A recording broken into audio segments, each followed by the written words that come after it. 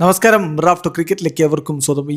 പൊളിച്ചടുക്കി Mumbai Indians വീണ്ടും വിജയ വഴിയിൽ.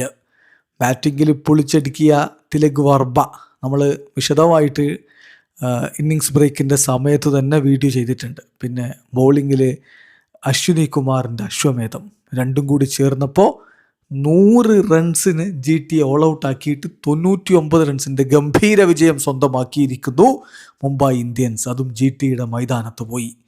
കളിയിൽ ആദ്യം ബാറ്റ് ചെയ്ത മുംബൈ ഇന്ത്യൻസ് എന്ന് വെച്ചത് 20 ഓവറുകൾ 5 വിക്കറ്റ് 199 റൺസാണ് അടിച്ചത്. മറുപടി ബാറ്റിങ്ങിൽ 15.5 ഓവറുകളിൽ 100 റൺസിന് GT ഓൾ ഔട്ടായി. നോക്കുക, എന്തൊരു പ്രകടനമാണ് തിലക് വർമ്മ നടത്തി. നമ്മൾ വിശദമായിട്ട് ഓൾറെഡി പറഞ്ഞതാണ്. എങ്കിലും ഒന്ന് നോക്കുക, 160 റൺസിലോ 150 റൺസിലോ ഒക്കെ ഒതുങ്ങേണ്ടിയിരുന്ന മുംബൈ ഇന്ത്യൻസിൻ്റെ ഇന്നിങ്സിനെ 199 കൊണ്ടുപോയത് തിലക് വർമ്മയാണ്. തിലകിൻ്റെ വെടിക്കെട്ട്, ആ വെടിക്കെട്ടിൽ തന്നെ GTയുടെ ആത്മവിശ്വാസം ചോർന്നു പോയിരുന്നു.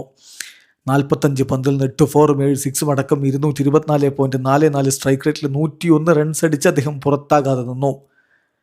ഈ മത്സരത്തിൽ നമാന്തിറാണ് പിന്നെ മുംബൈക്ക് വേണ്ടി മികച്ച ബാറ്റിംഗ് നടത്തിയത്. 32 പന്തിൽ 6 4 1 6 അടക്കം അദ്ദേഹം 45 റൺസ് അടിച്ചു.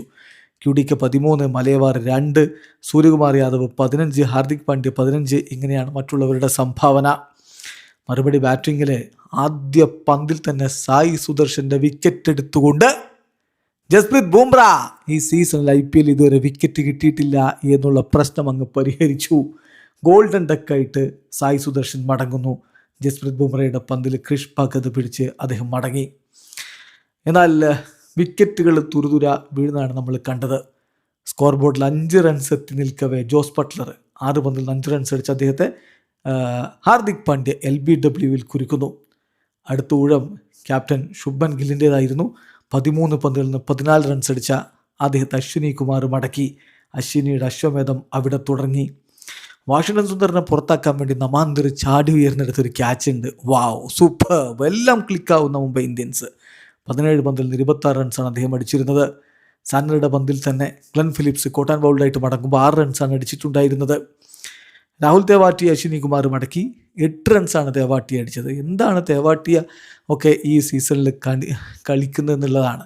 മനോഹരമായിട്ടുള്ള ക്യാച്ച് ക്വിൻ്റൺ ഡി കോക്കിൻ്റെ കൈകളിലേക്ക് സുന്ദരമായ പന്തിലൂടെ എത്തിച്ചു അശ്വിനി കുമാർ. പിന്നെ ഷാരൂഖ് ഖാനെയും അശ്വിനി കുമാർ മടക്കി 13 പന്തിൽ നിന്ന് 17 റൺസാണ് അദ്ദേഹം നേടിയതെങ്കിൽ റാഷിദ് ഖാനെ അശ്വിനി കുമാർ മടക്കുമ്പോൾ 4 റൺസാണ് റാഷിദ് നേടിയിരുന്നത്. കാഗിസോ റബാദ 14 പന്തിൽ നിന്ന് 12 റൺസ്.